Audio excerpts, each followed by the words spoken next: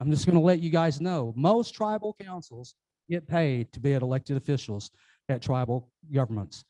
And that runs anywhere from 40 to 80,000. The Cheyenne Arapaho tribal leader over there, they're making around 180,000. We eventually have to get away from stipends. We eventually have to, in our electoral process, we have to budget for elected leaders so that they can be compensated for their time while they're here, just like any congressman, any senator. So when you are elected, you know that if it's 40,000 or 60,000, you're going to be working here 24/7. You're an elected leader. You're here. You're getting paid fringe. You're getting paid your benefits, just like most tribes. But because we've been broke, and because we had turmoil, and because we had theft, and because we've been fighting, nothing gets done. Some of y'all could be in this room. I may have said something about that years ago to you, and I may have offended one of you before. But, you know, sometimes we get sick of beating ourselves up and we see a bunch of turmoil and we don't know what to do.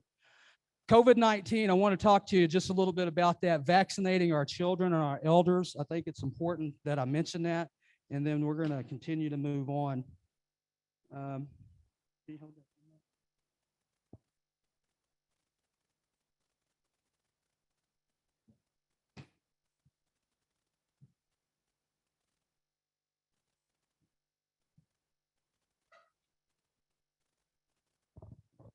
Okay, I'm sorry. I'm a little scatterbrained. I got to bear with me here for a moment. Okay, so let me talk to you a little bit about that. Next Monday, let's talk about this vaccinating our children and our elders. We lost a lot of Caddo people. We lost a lot of family members. One of the reasons I ran is because of that. That's a big reason. Because, you know, when you lose your people and you lose your language and you lose your culture and you start losing our people, someone's got to step up and do something. This ain't about me. Never has been. This is about doing what's right for our tribe. And this ain't about one person. This ain't about one family. This is about almost 7,000 people. And we know up here as a council, there's not one family or one member that's going to dictate how 7,000 people operate. Ain't happening. We're going to do what's right. Of course, I want to talk to you about all this pandemic stuff. Next week, there's going to be a media event, and the location is the Anadarko Health Center. Folks from Washington, D.C., I believe, are going to be there from Indian Health Service. The director of Indian Health Service asked if I would speak on behalf of tribal leaders and other tribal leaders, and there's going to be media there, and they're coming.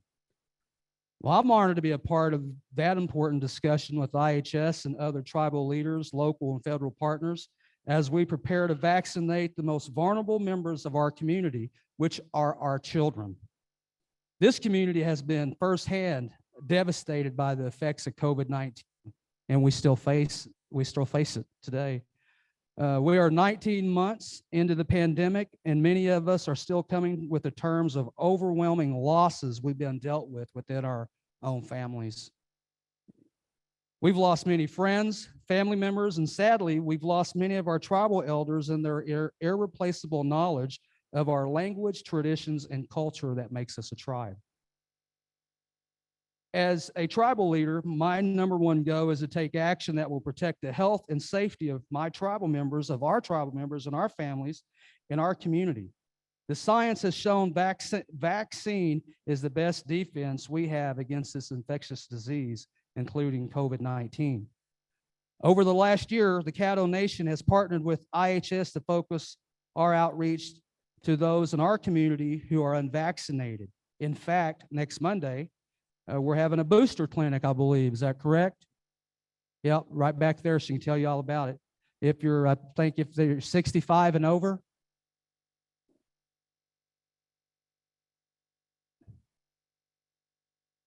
So your most vulnerable folks in our community, teachers, essential workers, can come to the CHR office in Anadarko for a booster. 10 to 1 on Monday. So I want to encourage you, if you feel like you want to do that, please do so. It's important that our children are able to do that as well and return to school and social activities in a safe way. So vaccinating our children would give parents and teachers the peace of mind knowing their families are protected. This pandemic has gone long.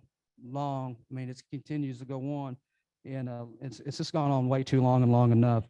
It's time that we do our part to stamp out COVID-19 so we can get back to normal and enjoy our life and enjoy our activities.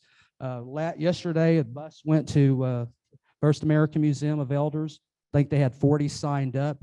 You know, they had a great day. If you was one of them, hopefully, you know, we're going to continue to see those things here at the Tribe in progress.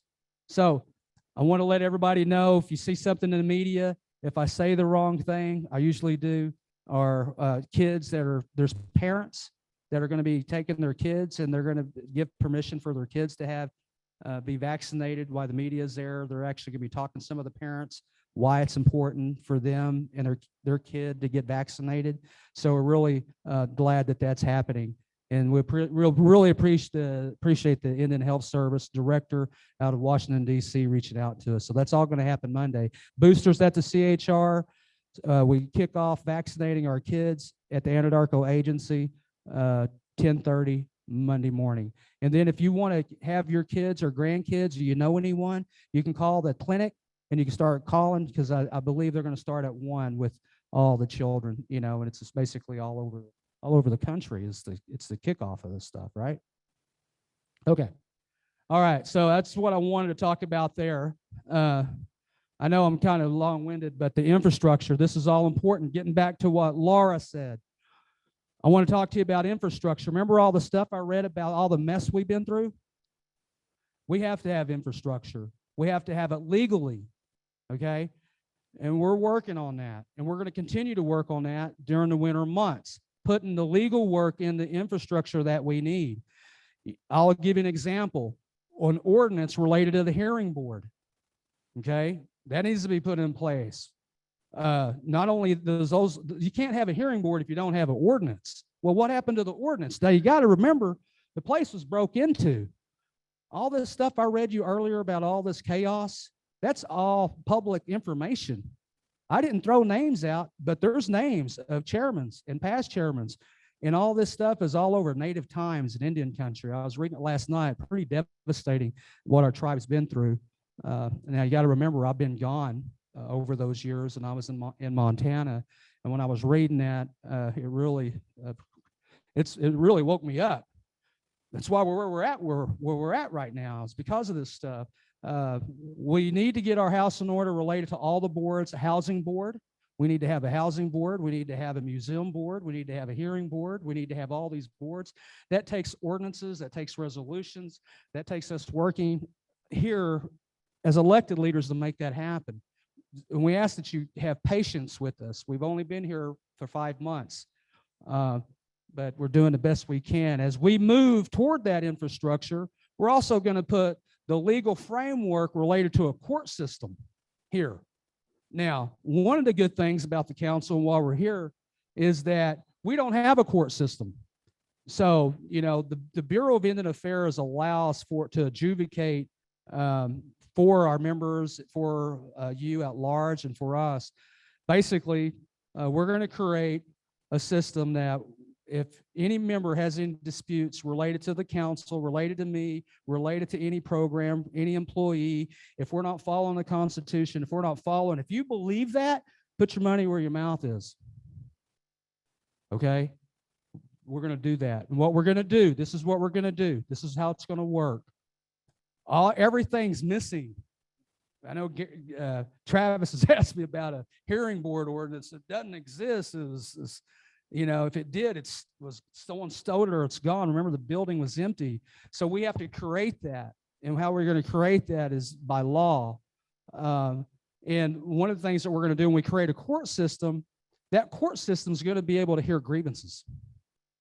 For so long, any grievances would go before the council. And the council may not agree with your grievance. They'll just throw it in the trash. That happened. We're not going to do that anymore. We're going to have structure in the tribe and a court system also involved with the CFR Court of Indian Offenses. If you can't get any recourse here, you can go to the CFR court and you can have your day and about any grievances you have against any program, any person, anything you want to do, because that's fair.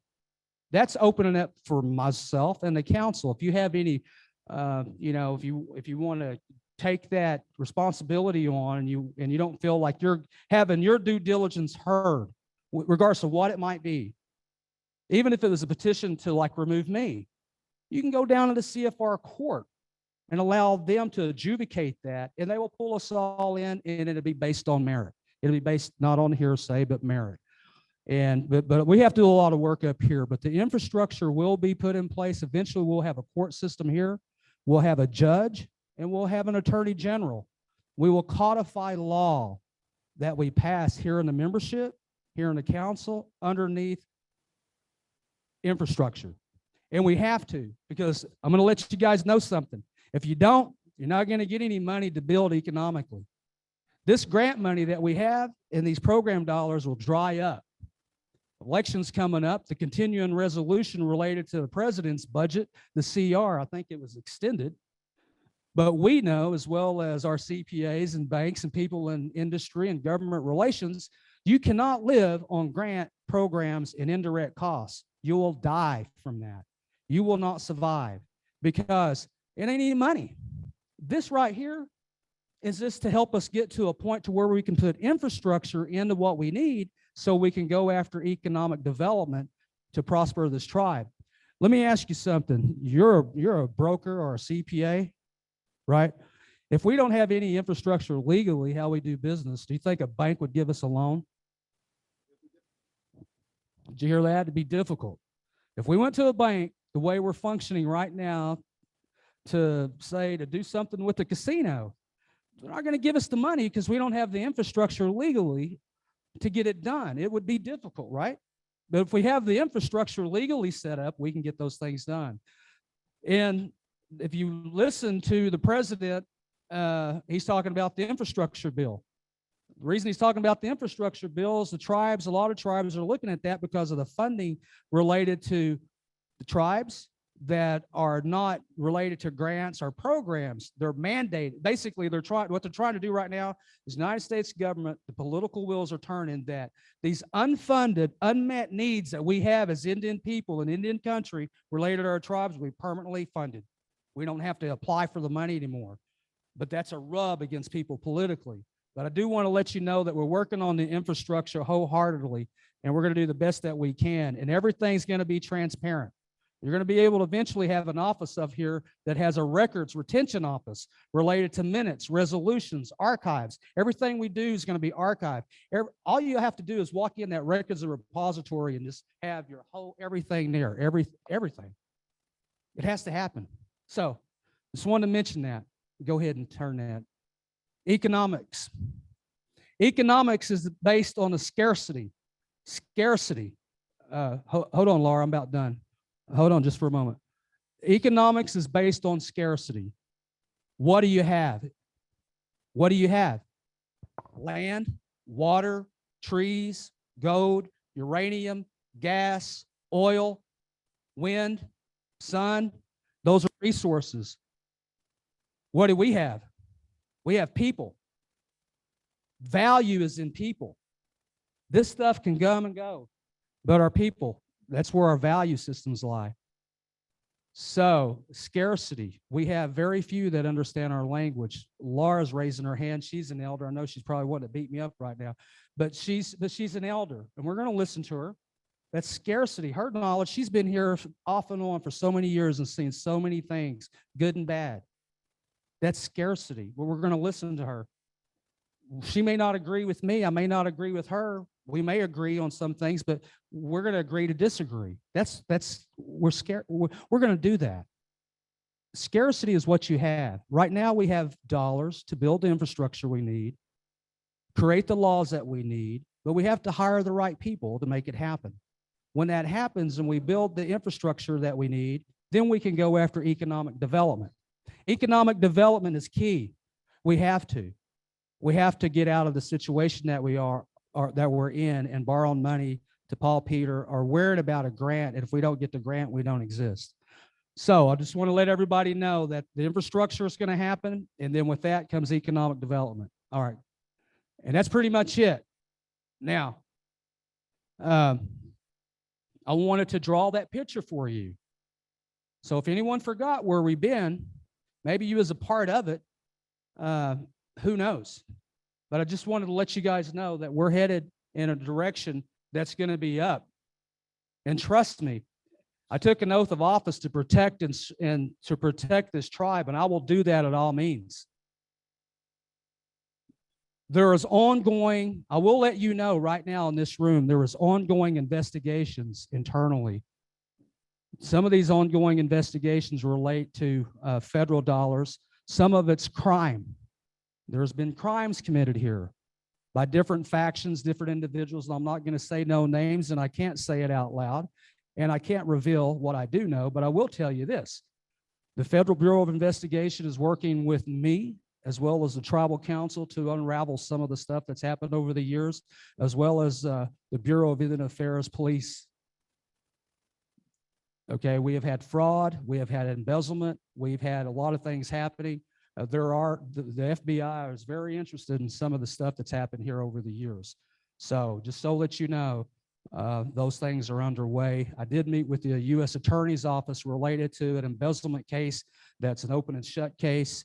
Some of those things, again, are in their world. They'll be getting a hold of us. We're on their time now, so just so that everybody knows. So, again, welcome. Thank all the council members for being here. This is Scott. What's your last name, Scott? Hubert always forgets your last. This is Ashley. They're with Finley and Cook. Scott is partner in Finley and Cook. I asked him to be here to be our guest.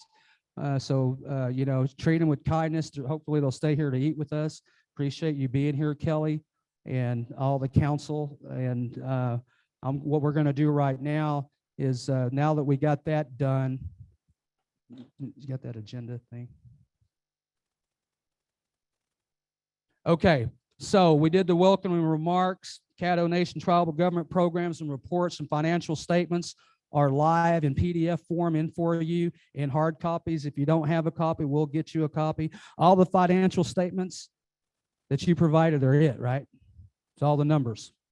It's all the numbers. Did y'all hear that? It's all the numbers. We have them, you have them. We have the same stuff. Agreements with the U.S. Treasury Department, American Rescue Plan at $32 million, that's an agreement. We have certain deliverables we have to live up to. The contractual agreement with BIA, approved under 638 contracts within the Southern Plains. These are the programs that we got. Now you got to remember, you didn't have these programs when we came into office. Social services. Do you have a copy of this? Okay. Yeah. All right. So the BIA has 638 contracts within Southern Plains region, and you have to apply for the money. It's called a 638 contract. And we applied for it by resolution and creating budgets and using Code of Federal Regulations and law for social services. So now we have $1,091,000 to provide social services to the people. And so that's all in that contractual agreement with the U.S. government, how we're going to provide services to you and the members. Aid to tribal government, that $3.5 million, that allows us to have a budget, allows us to do certain things within the tribe, and allows us to help you when we need to do what we need to do under the law, under Code of Federal Regulations and the Aid to Tribal Government. Adult education, there's $500,000 for adult ed, higher ed. That allows for a spring, fall, for tuitions for kids, students. You know, say if you wanted to go to get a job and you had to go to VOTEC, you can call adult ed and talk to them about going to VOTEC and paying for that.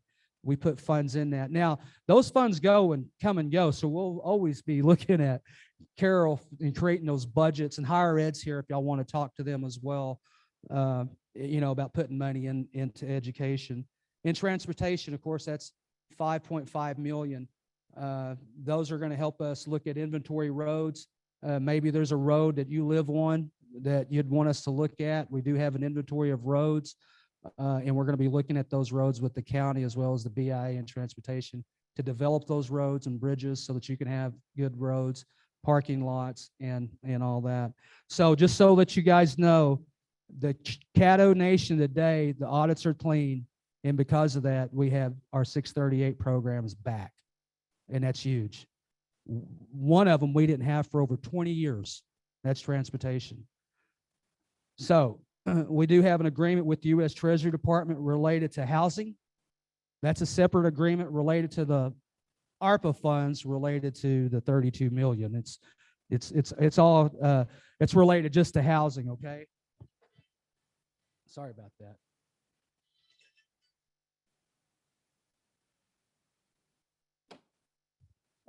And this is one of the most important things too. So everybody knows that you have all the financial reports, you have all the program reports to go along with the financial reports. We have an agreement with the U.S. Treasury Department on the 32 million. We have contractual agreements now with BIA, and we have all our BIA contracts back to provide services to you. And we also have an agreement with the Treasury Department related to housing and assistance that we didn't have. And we have an agreements with Indian Health Services related to water and sewer. That's important. We just signed all those. The council signed them. Remember, we signed all that stuff, and they wanted us to, let you guys know.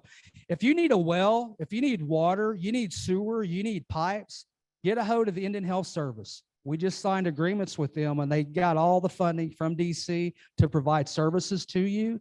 And if you need an application, we'll send you, to the right people to get an application, or we'll have applications here. But that funding is for all tribes. It's not just for us. But what they do is they pull Comanches, Kiowas, Apaches, KCA, WCD money in, and you can have any tribe in the area that's a part of that program give you a letter saying that you'd help with your water, your well, your lateral lines.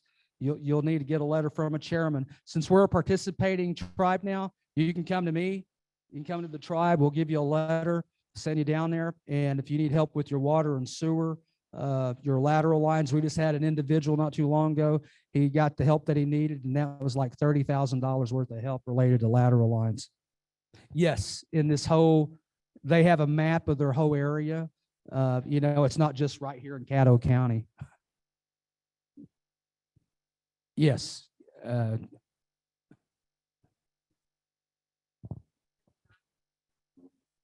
the Clinton service unit, there's a guy named Gary Lime, and he works in their environmental health department. He's who people can contact to get the applications for if you need help or assistance with the well or water issues. You could give him a call. His name's Gary Lime. I have his number that I can get if anybody needs it.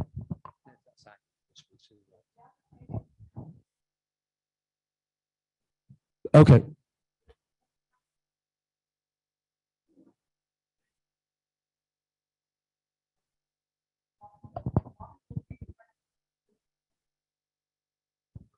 Polly, hold on for a minute. This is our EPA person. The people online can't hear us when we talk, so we have to talk in a microphone. We get into what you'd like to talk about. If you can use a mic up here, that way they can hear us. The sanitation form is on the website under the environmental department. All you have to do is fill out the form. You can either send it straight to IHS or you can send it to us. Either way, if you send it to IHS, they will send us a request for the support letter, and we'll do that right away. You can give it to us. We'll actually mail in everything for you with the support letter, and we'll do it ASAP. And it doesn't matter if you live in the Lawton service area or the Shawnee or the Oklahoma City or Clinton. We'll send it to Lawton, and Lawton will redirect it to the correct IHS. So it doesn't matter where you live here in Oklahoma. We'll make sure it gets done. Okay. Thanks, Polly. Appreciate that. So, time is it? It's time. We want to do. We don't have I don't think the food's here yet. All right, so Laura, we're going to ask you to help us out. All right, what you're going to, but see, here's the problem. They told us don't make our elders move, but I need you to come talk here because the people online, I need you to come talk up here because there's people online and they can't hear you without talking in a microphone.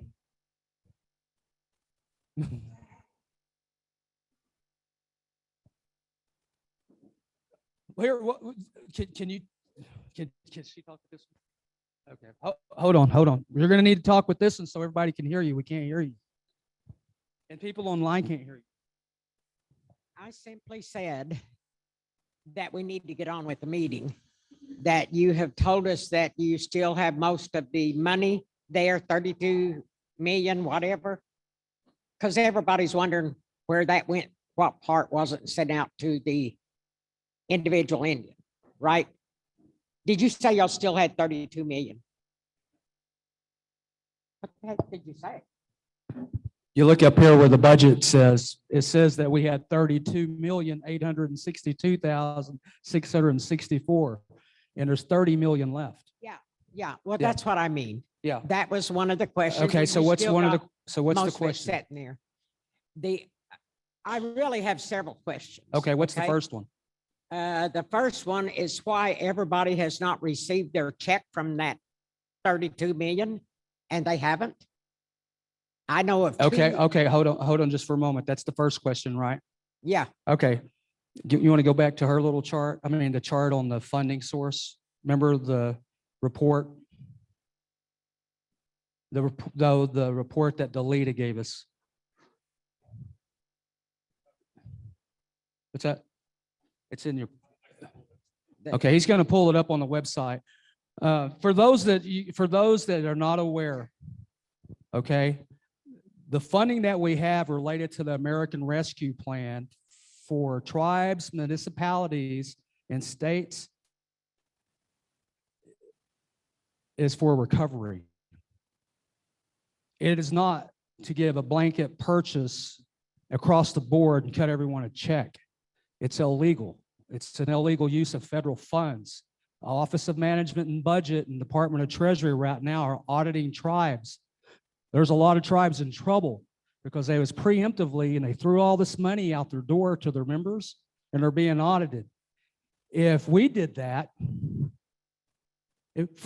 early on and we just did that, then we'd have to pay the US government that money back. If another tribe does that and they have economic development, they could recapture the money and pay it back. So to answer your question, Laura, let me get to your question. This right here, there's 903 people at 58%. We actually had 1,554 applications submitted. We had 1,358 approved. We had 96 denied. The reason they were denied is because there's something wrong with their paperwork or something logistically, and procurement or lawyers or CPAs or the feds caught it, and that's why. There's over 100 pending in progress. The number of household assistants right now in the amount paid is $1,703. all right, Bobby, you didn't answer the question. I know all of that, okay? Okay. I do know that many, and I don't know the count of the people who you didn't have to send in, I'm paying on my card. I'm doing it.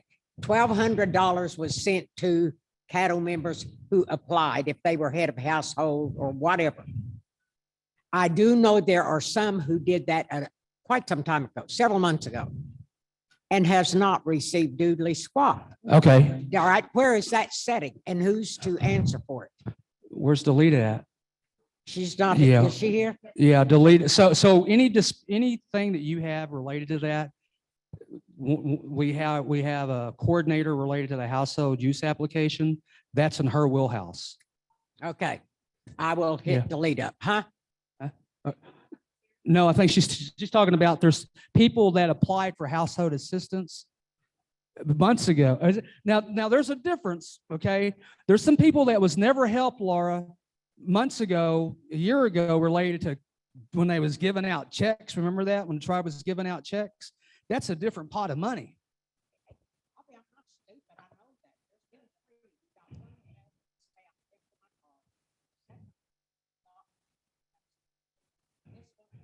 Household, yeah. Okay, so you're saying that there's, At least some people I know who have not received, who are head of housing. Okay, then I want you to visit with Delita, let her know the names and she will follow up with that, okay? I got a few, actually, and I have been in here for 100 years at the tribe, seriously, before these buildings ever existed. I would like to know why the housing board hadn't been. Say, I seen on Facebook, and if you see anything on Facebook, you said that it would be 2 years before we were seated because Marilyn, Donna, and I, at the last membership meeting, said we wanted to be on the housing board. Yeah, we actually had that in the minutes and Okay. we discussed that the other Why day has- about seating you guys Yeah, why has it not been done? because we just haven't got to that moment and I'm glad you're talking about it because I feel the same way. Is Delita here? What's Delita got to do with the housing? Donna, who? It was Oh, you Donna. and Donna, Marilyn? Donna, who was the other one? That was it? Okay. Marilyn, Thrill Kill, Donna Benitez, and myself. They were approved today. It's on your minutes. There is so Hey, much. hold on, Laura. You were approved and we approved the minutes. You're on the housing board. Then when they have a housing And, board, they have and elections. Marilyn and Donna? Huh? Yeah, we just need to swear, we need to swear you in so you can swear at us. Well, swear us in today. And then the bylaws related to housing, they don't, exist, Laura, we're gonna have to work with you guys and create the bylaws because remember, everything was gone. We've been on there before. Well, I know, but Robin, you know what I I'm mean, saying. There's no commissioner bylaws at the moment. Well, when's that gonna happen? 2 years from now? No, you're on right now, but so, The housing, in my opinion, was never broke like the Caddo tribe was. And yet they have fumbled around and did nothing. We got empty houses in Anadarko. Empty. Because no one at housing is taking care of business. They don't have to.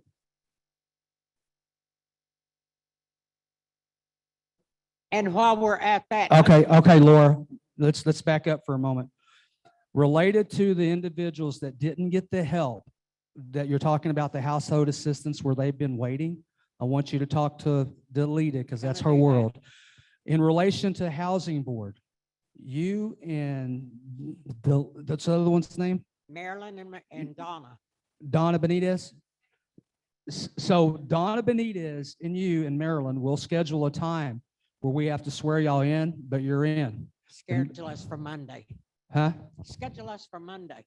We'll be in. Well, I Something needs to be I done. got that media event to go through to Monday. But what we'll do is we'll schedule to swear y'all in, and I think it's the election board, right? The chairman of the election board. We'll have to look. We're not for sure. We think the chairman of the election board swears the board in. No, We'll we figure it out, but you're in. What we'll do is I will get with you after the meeting and we'll come up with a time that works with you, Marilyn, and Donna, and that works with us because I want to be there as well. We'll get y'all sweared in. How Hopefully we'll long get it have done. we kept? Usually an election board is picked for that election only. We don't have an election board till we got another election coming up. There Yeah, is no election board. Okay, here's what we're gonna do. We're gonna take care of it this week. Okay, That so sounds good. just, we'll get your phone numbers and everything and we'll get the schedules lined up with y'all. We'll make it happen this Okay, week. and another thing, we're talking about this money from this, whatever, this 32 million that we got. Housing got more than that, right? No, No? no. Did housing get any? It was through emergency rental assistance, right? Okay. Yeah, it but is- yeah, it was. Bobby, I know it's rental assistance. Yeah, it was really minimal. It was only 700,000, right, for emergency rental. And we got 42,000 from homeowners from treasury. And that was Okay. only like 10% because I believe they're supposed to send us the rest of it, but Congress hadn't allocated that. Something's going on in DC, so. Okay, I know That's where we're of at. at least two people that have been said, yeah, we're gonna get you this letter to your homeowner or whoever owns you're renting from them. And to say we promise we're gonna do this, that's been 3, 4 weeks ago. What the heck? Who's not doing their job? Well, for one, you're getting into semantics of saying, saying who's not doing their job. No, And, it's not well, semantics. what I'm saying is internally, if there's a dispute related to that, right, we have a process to deal with that. And now that you guys are going to be on the housing board, you're going to be able to deal with that. Well, something should be done. Yeah. And so we're going to get you sworn in ASAP. I mean, you're really talking about getting this tribe up and going. Yeah. And I've been there when it was, even though we were broken. before. Charlotte, are you here? She leave? Oh, okay. All right. At any rate, Yeah. I remember, though it was poor and broke, when this tribe was the best. We were in the nation, not at money, but stability, respect, and now we're number 50. I mean, I've seen that on the whatever, talking about tribes. And we can get back, but the membership also has to be involved and know what the heck is going on. Yep. And we don't. Well, I agree with you. I don't disagree with you. Like you said, you've been here for about 100 years. You've seen it, Yeah, I have. I mean, come it's and been a go, long and time. we need that knowledge. And And we've so, had some good people yeah. that did good things. So And we've had people, I would say the last chairman was the worst ever. Brenda walked off with some money, but she did listen to the people. She did. When you had a meeting, she listened. I mean, she sat there and the people there's good and bad in all of them. And I realize what you're saying, but the membership has to know what's going on. Yeah. And see, that's why I wanted to draw the picture earlier when we first started. What's going on is the infrastructure, administratively, the boards, how it's supposed to function. The reason it's so been terrible is because that stuff don't exist. Like you're talking about how it used to be, what we need to do. So when we get out of here, we're going to get your number, name, Marilyn, right? And Donna, and we're going to get you guys sworn in, do it right. And then the ordinance related to the housing and all that, we got a lot of work to do. So appreciate that. Is there anything else you want to say, Laura? Okay. Well, I'm sorry you have to talk to that, but there's people online, they can't hear you. And they want to hear what you have to say. Okay. So we're waiting on the food. Would anyone like to, I'm going to open it up for a discussion. If you have anything to say, we're going to ask that you come up here or I can bring the mic to you. It's just that we have people online that can't hear unless you're speaking through this thing. Sorry about that. I would like to, is it on? Yeah. I would like to mention the fact that, now it is, Yeah, you yeah. can hear. I would like to mention the fact that I didn't see any discussion about out-of-state representation. I have my son here from Waxahachie, Michael Ullman. Last meeting, my daughter was here, Susan Buck, and they're interested in having contacts for out-of-state members represented. Yeah, I'm glad you brought that up. We're working on that. One of the things that we have to do is we have to look at constitutional change. And the only way we're going to do that is having all the legalese and all the brains look at how we're structured and how our Constitution is structured. Eventually, there'll be people tasked with looking at revising our Constitution. And with that, looking at providing representatives at large to represent members that live outside the state. That could be anywhere from 1 or 2 or more. It's up to us to decide. But the fact is that our members outside of the state aren't being taken care of. We have a lot of members that call and they're said, we never get any information. We never get anyone. They don't help us. They don't let us know. They don't get a turkey. They don't get a ham. I'm like, okay. Someone said, well, can you send us a card to get us a turkey? I mean, it's just, it's so we started looking at the other tribes, what they've been doing. to revamp their constitution. And that has a lot of weight to it. We're going to work on that. And if you'd like to work with us on that, would love to see you after the membership meeting so we can talk about that. All this stuff we're talking about are all corrective measures, just so that everybody knows. But I know that we're waiting on the food. Anybody else would like to say something before the food gets here? Hold on. Shelby had her hand up. I want to get over here to her.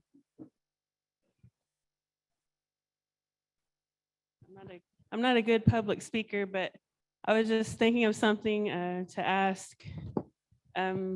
Earlier, Chairman Gonzalez mentioned something about when he was going over the timeline and all that. When the current council came on, he said there wasn't like a lot of documents and things were missing, like financial records, resolutions, contracts, and what have you.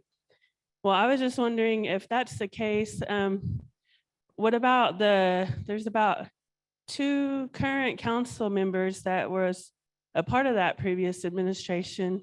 Did they not have copies of anything that could have been helpful and provide anything like that? Yes, Philip's on the end. He's here, and Jennifer. They provided us, with what they had. But, you would think that administratively that stuff would be here. But what happened, I'll let you guys know. Resolutions were at Finley and Cook. What wasn't there, the BIA had. What wasn't there was sitting in this box. What wasn't there was at CHR.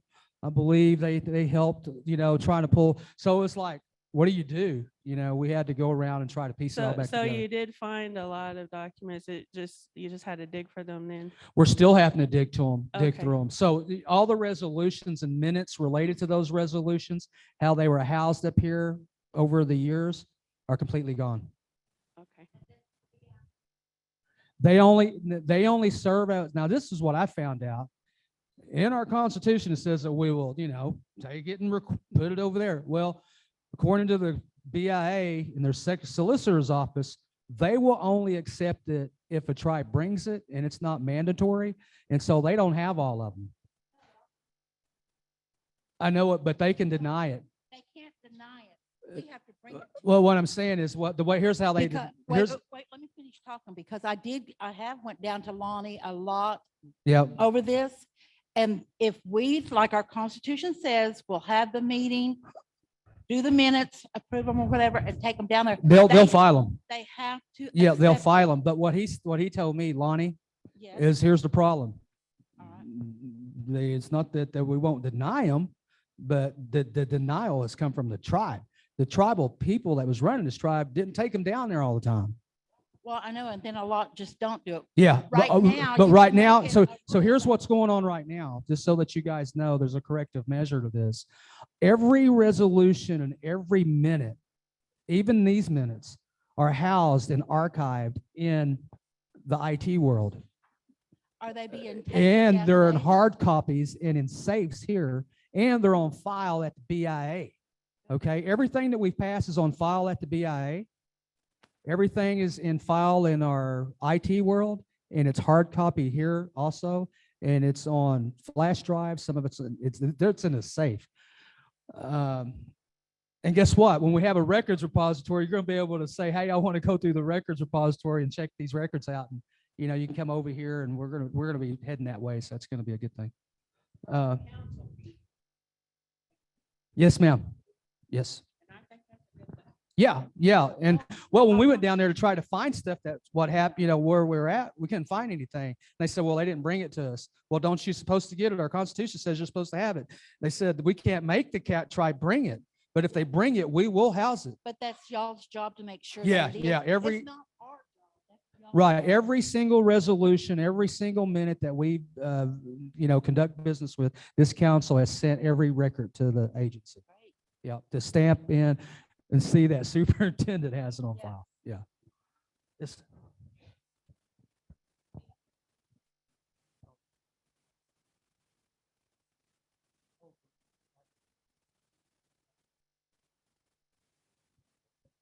one of the things also, you just mentioned that the meetings are recorded. One of the things that we're looking at is how to record like live meetings, like a city hall, and where you have certain things that, we can archive it, the film, the video, you know what I mean? Just really have it intact here, like most cities, and really working with some people to try to figure out how to do that. So like Osage Congress, you're able to get online, you're at home and you're watching Osage Congress and wherever you're at, right?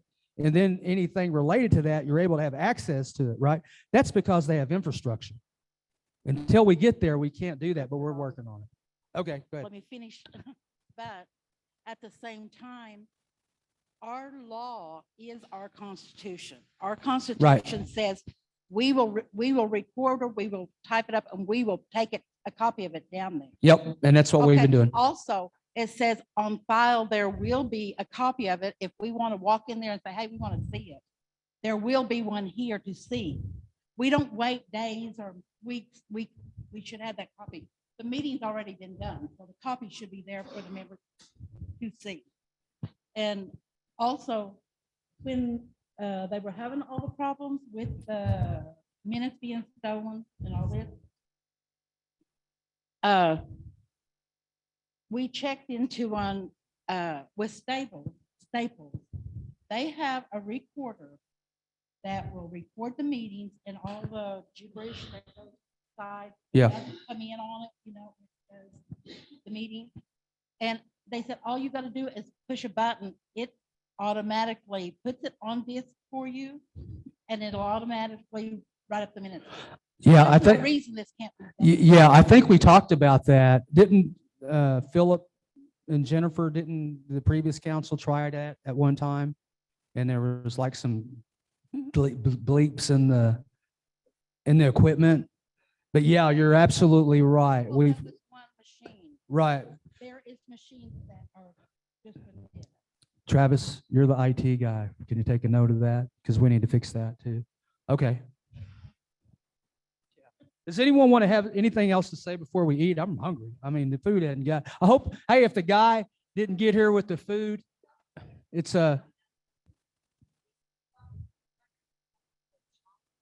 My brother did, and he didn't bring, he's already taken one. Go down to oh, can you speak in the microphone? Because people can hear you on the line. If you have taken, anybody has taken one of the COVID shots, and it's time for you, or you think it's time for you to take your next one, bring that card with you to IHS, because IHS will do them. But if you don't have that card, they won't. Even if you are in for the booster. It happened with my brother on the booster. And they told him he needed that card because he took his other two down at Ada Clinic, and they don't send over records. So you have to have that card. Is that the card that when you take, it's got your shot, what you took actually on the card? Yeah, Okay. it tells you your shot. It tells you if it's Pfizer or Moderna or Johnson & Johnson. It's got all your information, the date, and there's a certain timeline between your COVID and there's a certain timeline. And if you've taken the flu shot, you got to let them know, because they can't give you that booster at this, or they're saying they can't give the booster at the same time as the COVID. So be sure and have your records or you can't get the shot. Appreciate that. Thanks. Okay, someone else had their hand up over here. I was wondering, our daughter lives out of state. She lives in Arizona, and she's not eligible for that CARES Act money, I guess, or whatever it is, the 1,200 that we just got. And I guess it's because she makes too much money. She works for IHS, and Phoenix is a high rate area. And so the salaries have to be comparable to what it is out there, but that doesn't mean that she's in the $1 million bracket either. So I was just wondering, and I'm sure she was, she was counted in them to get the money. I don't know if that makes sense to you, but she was, with the head count, I'm sure she was included. So I just wondered if that was only because, if it was because of the budget. If you make so much money, then you're not eligible for that money, or, yeah, and she's a single person. Yeah, So- yeah. Yeah, she's not eligible either, just so that you know. Jennifer Reeder is under IHS rules, which knocks them right out of the boat because Yeah, they're my- government My daughter employees. is too. Yeah. But that doesn't mean that we can't help her in other ways. So, just have her call and get a hold of us. Okay, who else? Michaela?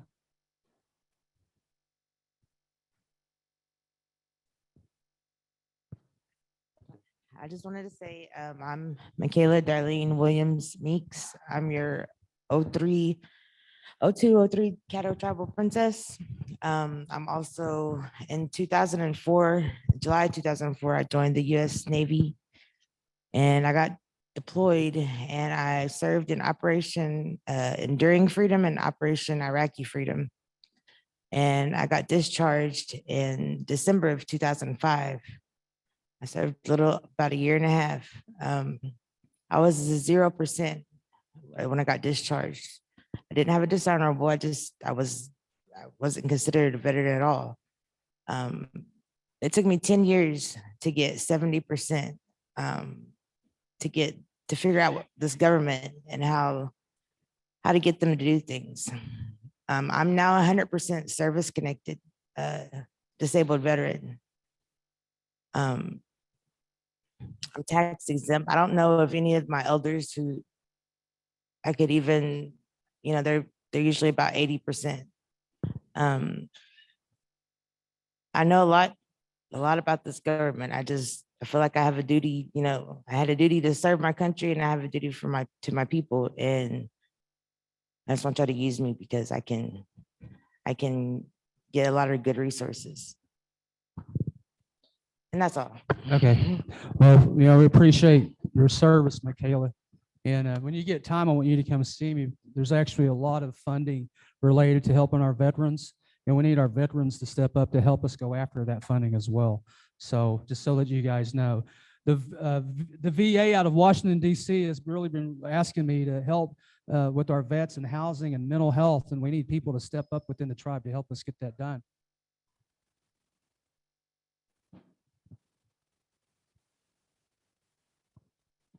My name is Stacia Kelly, and I just had a question about the community, like the mental health and say our substance abuse. Is that part of the plan? I mean, because I know a lot of the other tribes, whenever I look, because I'm pursuing that as a career. I'm trying to get my master's degree to be a licensed alcohol and drug abuse counselor. And whenever I come in contact with people that are up in the Oklahoma City area, whether they're native or not, mostly native, whenever we look for, help from our tribe, I don't know where we go. Yes, you're a tribal member, right? Yes, I am. I would love to talk to you when when we eat, or find me when we're done here today. I want to let you guys know, for years and years and years and for the last 2 decades, the tribe had funding, but you didn't have it here for Consortium Against Substance Abuse, right? Then in Health Service pulled your money, and CASA has been using the money to serve our Native kids. Right now we have, I think, 16 people that are Caddo, enrolled, young and old, that are part of the Consortium Against Substance Abuse programs, and they also work with the district attorney's office. Well, we found out they were going to lose their funding, and they got a hold of me, and because there was no Caddo representation for years and years and years, we had to fix it, right? Well, Philip on the end is the alternate, and I'm on the board for the Consortium Against Substance Abuse. There's also a task force with the district attorney's office related to substance abuse that, we advocate, and we go to court and do all those things. CASA, prior to my arrival, they're looking at building a drug and alcohol facility in Anadarko on 5 acres, I believe, where the old cell barn, right? Where the old cell barn used to be, they already bought it. It's already bought. Now that we're on board, it allows us to serve our members and to find people like yourself that's willing to help, right? With mental health, substance abuse. We have people that are incarcerated that are calling, that need help, that wants money on their books and you name it. So we got to figure that out as well. So, yeah, if you give it to Laura, but I appreciate if you can talk to us when, before you leave. Hey, Bobby, We have questions on the chat. So Laura, when you huh? go ahead, Laura, one more. and- You were talking about substance abuse, right? Okay, Mr. Korn, the city manager, at one time, when he first got in there, his first term, he went to Washington and went to the Department of Interior and different places trying to get a rehab center built in Anadarko. He said, we're picking up the same people and we need something. Well, it didn't get done, but you might call him and see about working with it. They may be able to somehow work with you guys. Seriously. Yeah, I met with Kenneth Korn, the manager of the city of Anadarko. We also have a lot of property in Anadarko that is never dealt with. We actually own more property in Anadarko than most people think. And so one of the things we talked about is mental health and the facility that we're going to build. Hold on just for one moment. There was something. Oh, the Zoom chat. If Eric, can you hold on we had someone on Zoom chat we want to get to. We'll get to you, okay? Okay. Go ahead. Oh, somebody needs to read. Can you read it? Here. So we're going to read one of the room chats. Someone's got something they'd like to say. It's already 11:11. Okay. Are you doing the one from Tabitha, or who are you doing? You want to read it, Jennifer, since you have a mic? Do you have them here? We'll just give you the mic.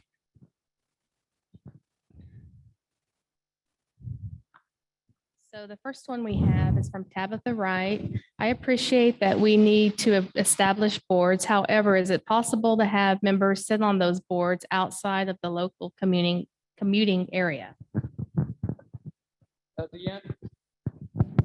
The answer is yes. The answer is yes. If you live outside the area, live outside the state, and you want to sit on a board or you want to do what you can do to help the tribe, we'll create the mechanisms to make those things happen. It's just legalese on our end. So the answer is yes. Depending on what she would like to do, just have her, send her name, her number to us, and we'll get back with her and follow up. Another question from B. Did we get to vote on who's approved to the housing board? Yes, we did. It's in the minutes. And as of today, Laura Jarvis, Marilyn Threlkel, and Donna Benitez is on the housing board. And we will get them sworn in, and we will find the ordinances or collect our thoughts together, create the ordinance so that they can function properly. Okay, we have a question. This is for you from Susan Buck. What is the status of the digging of Caddo remains for development in East Texas? Did y'all hear that? So there was a question related to Susan Buck. A tribal member asked, what is the status of human remains being dug up in Texas? There's over 200 sets of Caddo human remains that's been dug up in Texas. There was over 100 degreed archaeologists for about a year during COVID, digging our people up for a lake project. That lake project is a build that's going to cost $1.6 billion. It's going to bring in around 66 million a year. But what, at our expense, you're going to dig up our people, give us a little cemetery, and tell us we're good to go. Here is where we're at with that. She asked where we're at with that. All the remains that we know of has been removed. They are building another lake. It's the state of Texas. I did contact one of the government relations individuals that's running a campaign right now for the Attorney General's office to help us resolve the issue related to the state of Texas and the desecration of our burials. Cultural resources is one thing, laws is another. We get that, but you're going to build this at our expense, remove our people, desecrate our people because it's put there with prayers and ceremonies and how we bury our people. No, that ain't good enough. The state of Texas is going to have to make this right somehow. And how are they going to make that right? Unfortunately, is financially or with land. or something. They have to do something. We can't put our people back. By law, they had to remove them. They're building another lake in that area as well. So it's something that we're going to have to stay on top of. We do have a tribal historic preservation officer that meets the Secretary of Interior standards as an archaeologist that we hired under contract for a year. That individual also has a law degree and they're in-house. That individual was also an assistant prosecutor to the district attorney's office in Chickasha and married to a Sioux girl. That individual is here to help us with this. We did have a government relations person come from Texas who's handling the Attorney General's office is up right now for grabs in Texas, because we're going to need to resolve this with Governor Abbott and the Attorney General's office and the people that passed the bill to put the money in to build this lake that actually impacted us as a tribe. So with that said, to Susan, she would be glad to know that the Attorney General that's running for the state of Texas, his name is George P. Bush. It happens to be Jeb Bush's son, and he called me and he said that he's more than willing to help the Caddo tribe do whatever we need to get done in the state of Texas. And he also asked if I would support him in his vote being Attorney General in the state of Texas. So I had a privilege of talking to Jeb Bush's son, which is George Bush Jr. and George Sr.'s grandson and nephew. We had a great conversation. Politically, we're going to clean this up. And so we're going to get some recourse. But eventually, if they don't clean it up, we may be in a court battle. I'm just letting you guys know. Okay. Okay. Can you hear me? Yeah. Okay. So we have another question from Corey. Is the council open to appointing tribal members as volunteer external auditors to ensure all records are being documented and stored appropriately so we don't lose information in the future? Read that to me again. Okay. Is the council open to appointing tribal members as volunteer external auditors? That may be. Yeah. Do you think this, I don't know. Well, she just asked if the tribal council would like to have volunteers to externally out there to audit, right? Records. Is that what you're saying? External auditors. External auditors. They want to act as external auditors related to records. It's, anything's a possibility, but one of the things that we have to know is what records are you going to be auditing? What procedures are you going to be put in place? And what actually are you talking about? And then we can conceptualize that and have a healthy conversation as a council. So who asked that question? Corey, we will take that question. We'll talk about it on the council. And if Corey, if you could explain actually what you're actually talking about, then we can wrap our head around it and get you a response. We have one more. And we have one more. Okay, so this question is for Ashley. Can we start working on providing assistance to Caddo students getting their graduate degrees? That's to Ashley or Finley and No, Cook. it's from Ashley. Oh, I was from it. I thought it was from you. I was like, wow, Ashley, that's pretty cool. Okay, so can we start what now? Okay. Focused. Okay. Can we start working on providing assistance to Caddo students getting their graduate degrees? Okay. Carol, can you help us with that question? Oh, all right. So we have our education director here, and I want y'all to bear with us. That is a huge ask. We do have a process we have to get to. Hopefully, we can get to where we can help everyone that we can.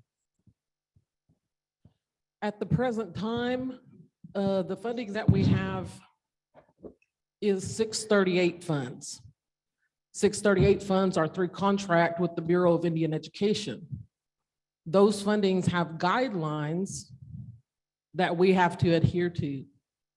So for the higher ed program, it is geared toward undergraduate, first-time bachelor's degree seekers.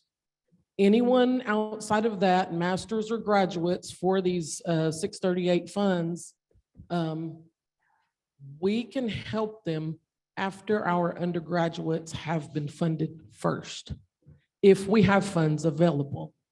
If we fund all of our undergraduates, and we don't have funds available, we currently do not have tribal funding set up through education to be able to accommodate those outside of their first bachelor degree. I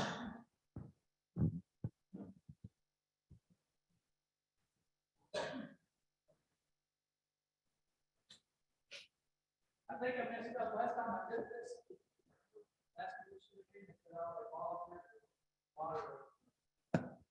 So, it's good or bad. So, if y'all heard what she said, it's all based on funding. So to answer her question, it's one of the reasons we need to gear toward infrastructure, build things right so we can go after economic development and fund some of those unfunded, unmet needs related to education and what she's asking. And she's like to help us get there.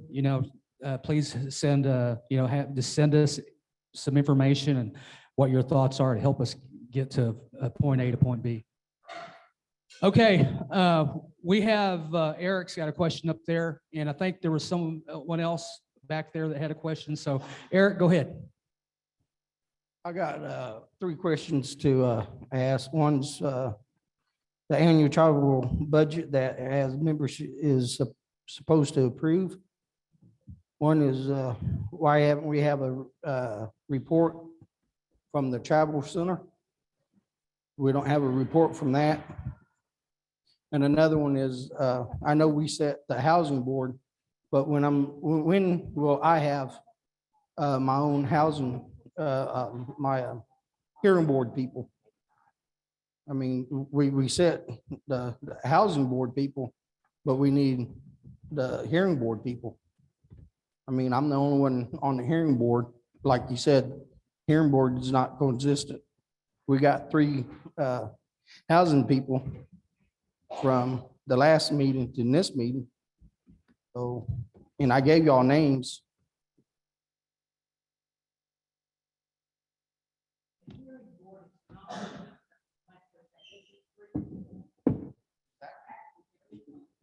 Exactly. There's only.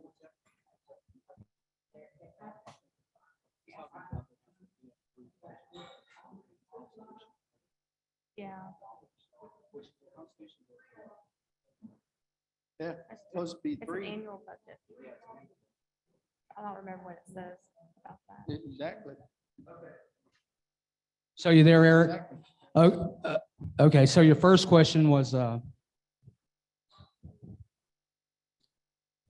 Actually, he was asking the first 2 questions for me because I didn't want to have to speak again. Do we still have an annual tribal budget that the membership is supposed to approve according to the Constitution? we have a 98-page budget that we're looking at right now.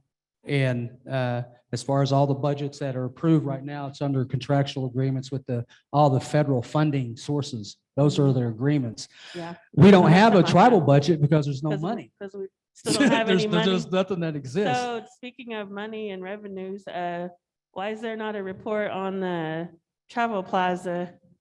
Well, it's inside the financial report when you open it up. It should say travel plaza in there or C-store. The numbers are in there. Okay. Well, I'll have to look again. I Yeah. didn't see it in there. Yeah, sorry. those numbers are really hard to look at unless you're you're a CPA. I mean, you deal with finances, you'll see it. There's too much to look at, maybe. I don't know. I'm not used to a lot of things to look at now. There's another person to enter too when you're done. Are you done with his question? Well, I'm going on to the answer it as hearing- soon as I hearing grab the board? mic. I mean, Eric. Yeah. Hold on, Eric. I'm going to answer your questions. Did you want that? Who wanted this? Okay, hold on. Eric, to answer your question related to the hearing board, of course, you have to be 35 years or older. Any names that you have or addresses, you can give it to the council, any of those names. And then what we'll do is we'll vet those names. It's up to the council to seat those people. And so, when we're done here, if you have anyone, just give us the names up here.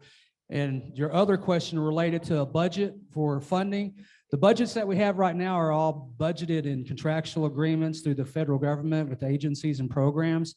There is no tribal budget because there's no money, other than what we have in TAG, what the store brings in, and that's in our financial summary and the reports that you have here in hard copies as well as online.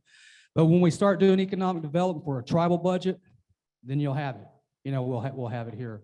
So I will let you know, related to all this stuff, there hadn't been a budget here in how long? Decades? Tribes never even had an approved budget. What? 6 years? So internally, with all the funds that you've seen, I know our CPAs would like this because it will help you guys, right?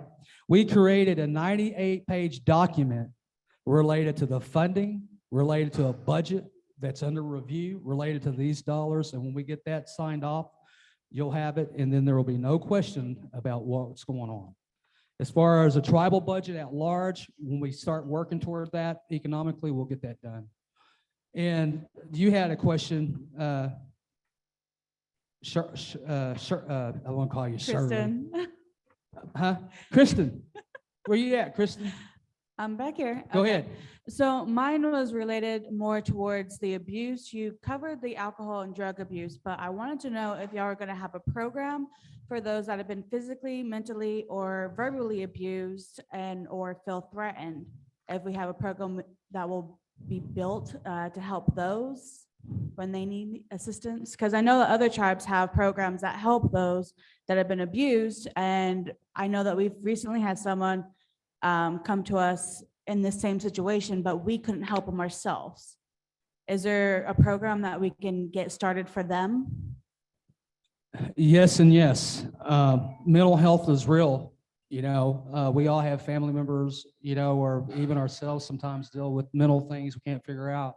And so the question, your answer is that, you know, we're going to do something. We are going to do something. We're going to start with in health service next week when we're getting our vaccines. And I'm going to ask the director about mental health and funding related to mental health and what we can do there, as well as if you know anyone that's in that situation, you know, have them come to the tribe and talk to us. We can find a counselor for them to talk to and tap into other programs. Maybe we don't have it, but maybe another tribe does, and we can send them to that other tribe, and they're willing to help out as well.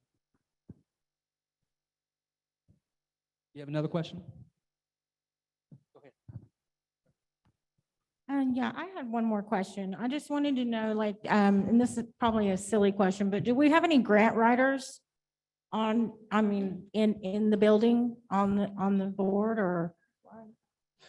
Yeah.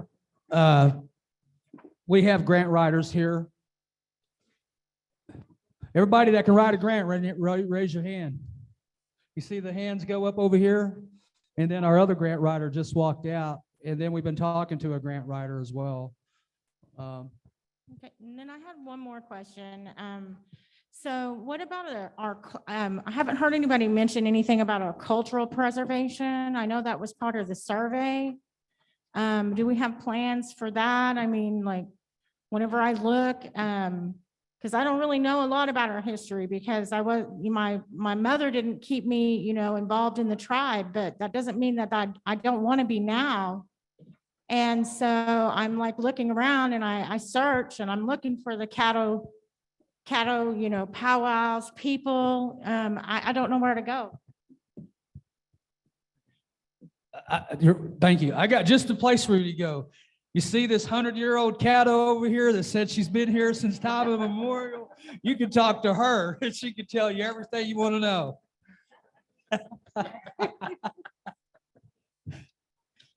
We're going to do everything we can related to culture. Just come talk to us when we're done. Courtney, you have something you want to mention related to culture? Okay. Hold on. Okay. Come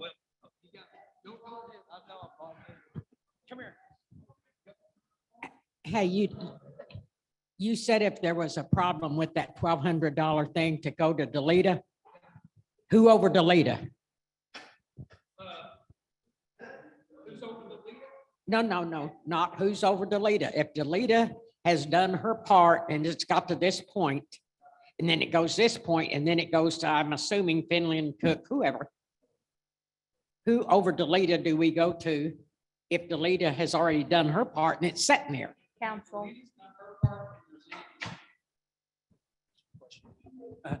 If Delita has done her due diligence and there's a dispute or discrepancies or whatever, she'll bring it internally. There's a ARPA board internally that will hear what that is. And then if we have to take it to give it to our lawyers to look at for some reason, we will, but most times it's not. But we have an internal process to handle that. It's internally made up. As far as I know, we haven't had anybody with any problems. Nobody's came to me on anything.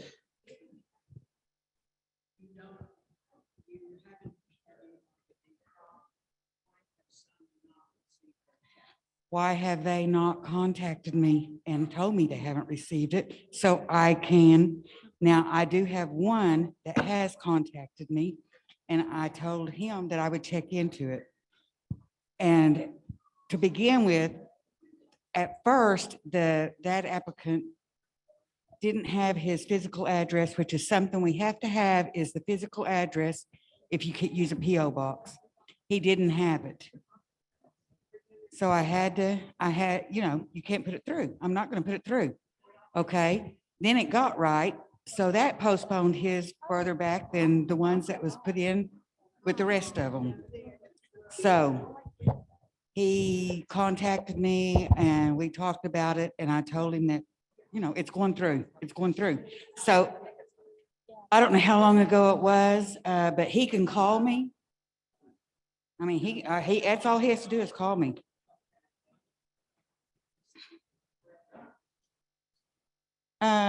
Probably about 3 weeks ago, 2 to 3 weeks ago. Yeah, we're getting them through there. Yeah. I don't think there's a whole lot of, there's not a whole lot this program is going really good.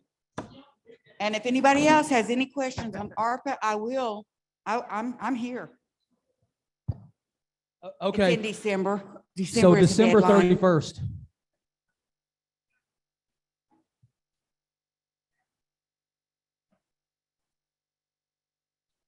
But the other one, I think it was in the mail. But they just need to check with me Monday. I can't tell them Okay. today. All right.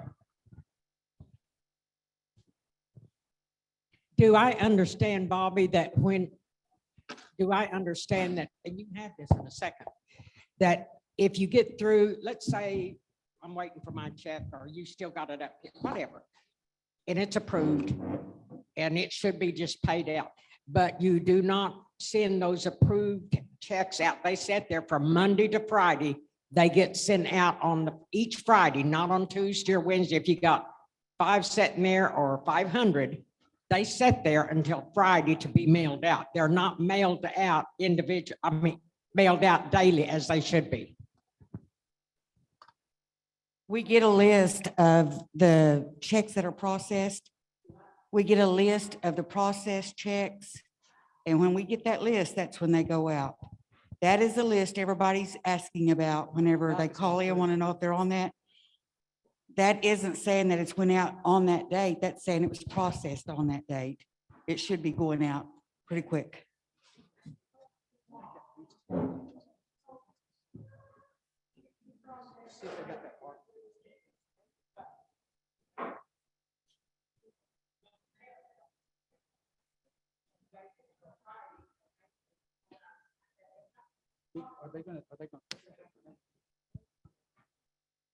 I don't know, but we were getting for a while there, hundreds at a time going out in a week.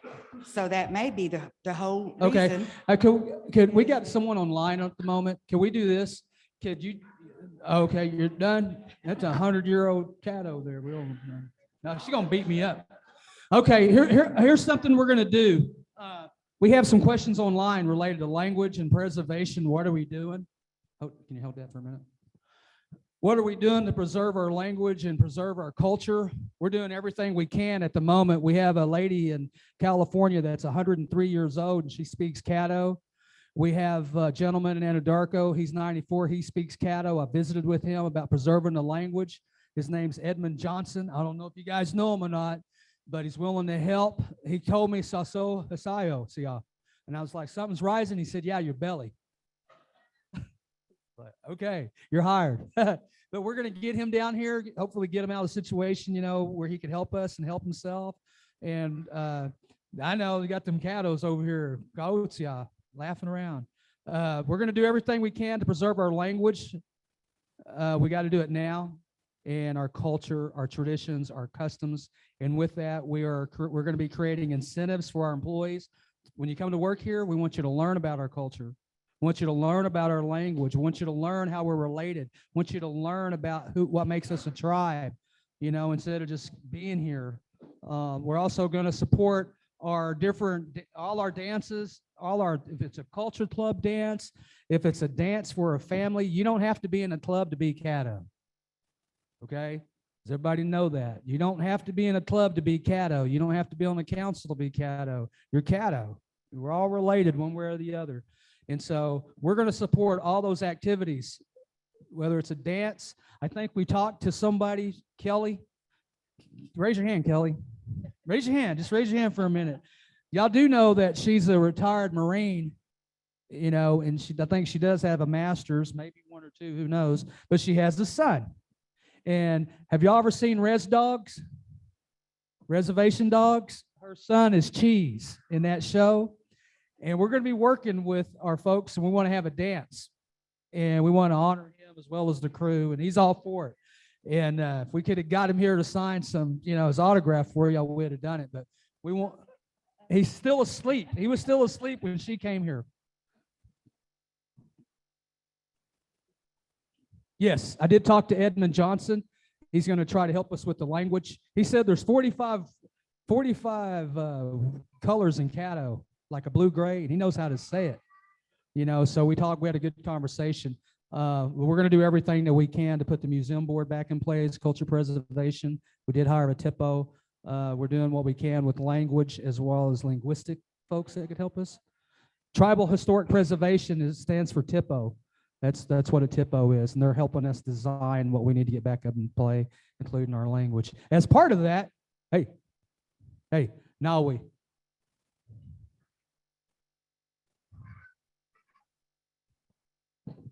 Y'all wanted to, oh. Well, what I was going to tell her, this is my daughter, and so I don't ever tell anybody that. She probably don't want anybody to know that I'm her dad. But what I was going to tell her was dihi. That means here. You know, that's what it means. So, Anna. Hi, my name's Courtney, and I work in childcare. And I was just wanting to let you guys know that over there at the casino, we are giving away healing bags. Here's the bags. We're giving away 100. It doesn't matter if you're, you can be any tribe, one per household, and it's for families. And in those bags, we have a water bottle, and we also have children books by Native authors, different types. Yeah, they're really cute books. Lena Tompom is our culture, in-house culture at childcare, and this is her event.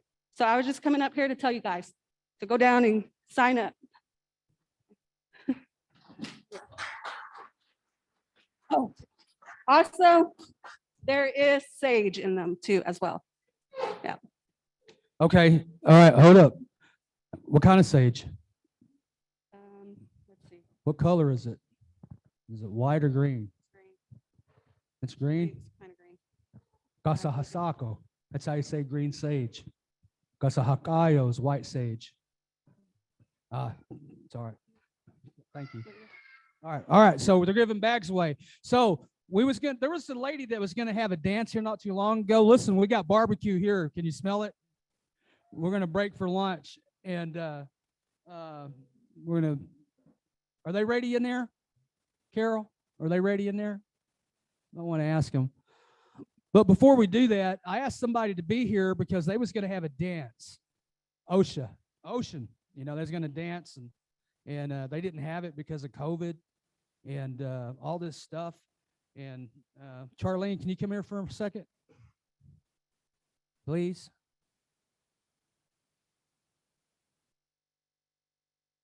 Yeah. Okay.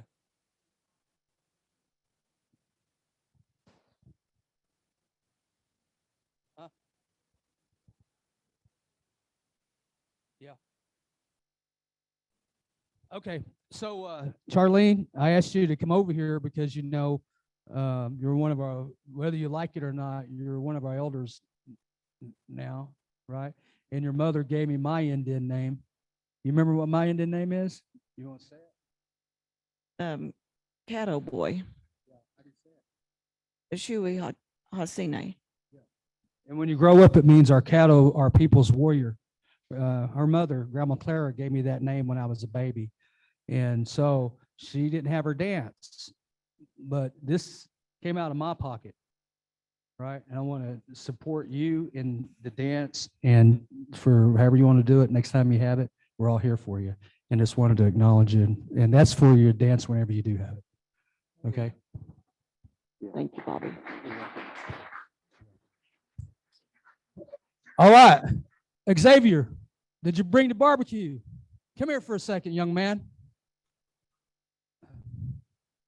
Come here for a minute. All right, this guy is our maintenance guy. And he doesn't say no, and he doesn't tell us no. He'll do whatever he can do. Today's supposed to be his day off. And he went after barbecue for us. And I'm like, man, could you have sent anybody else but Xavier? They said no. He's willing to go get it because he wants to eat some barbecue. Is that true? All right. All right. Well, you guys give him a round of applause. All right. Jennifer, can you pray for our food before we eat? And then what we're going to do is they got all your food ready. You can grab it, and we got tables. We'll put some tables out. Just enjoy yourself. Enjoy our meal. Hold on just for a second. Hi, you. We come to you today, Lord, thanking you for all our blessings.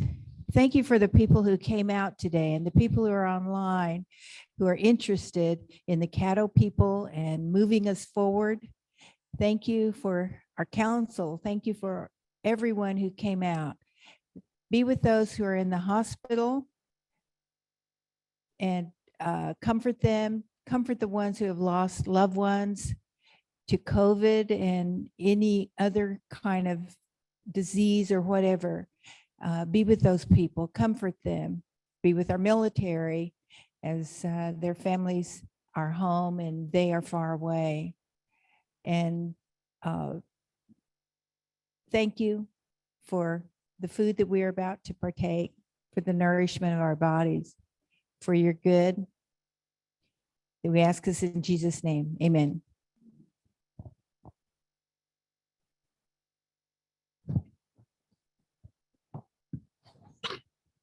Okay, how we're going to do this are, if someone wants to get our elders that are seated food, that's fine. But there's water. That's a part of our tradition, our custom. You know, those that don't know, we drink water, then we eat. And so please help yourself.